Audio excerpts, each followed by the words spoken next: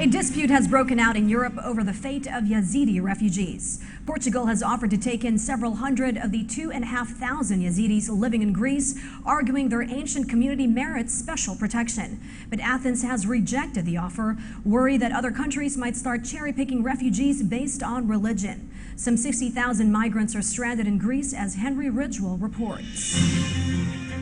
In 2014, Riyad Salo fled with thousands of other Yazidis as Islamic State fighters swept through their homeland in northern Iraq.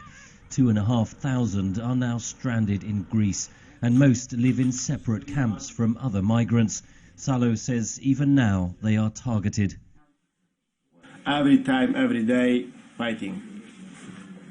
You know, Afghanistan, Pakistan, Syria peoples, Iraq peoples, all the Islam peoples, all together come to Yazidi peoples fighting with him. The Islamic State militants killed thousands of Yazidis and forced many of the women to become sex slaves. The UN describes it as genocide. Portugal has offered to take in several hundred of the Yazidi refugees from Greece, but Athens has refused the offer. A government can't racially discriminate. We see with sympathy the Yazidis and all that they have gone through. But for the Greek government, the European Commission and the European Council, discrimination is reprehensible.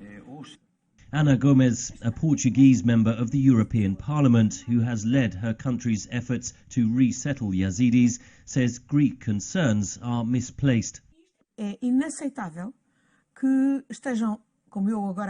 These people have been victims of negative discrimination in terms of the resettlement process to go to other European countries, when they should have been having positive discrimination because of the barbarity they have suffered.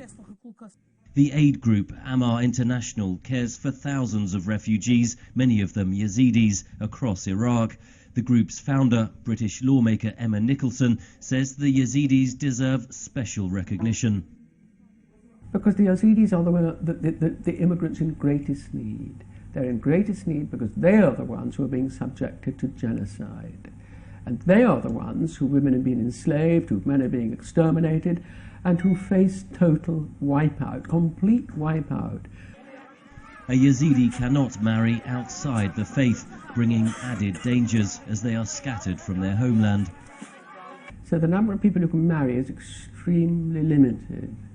And the smaller the blocks of Yazidis become, the more the difficulties physically of this very close intermarrying will start to appear.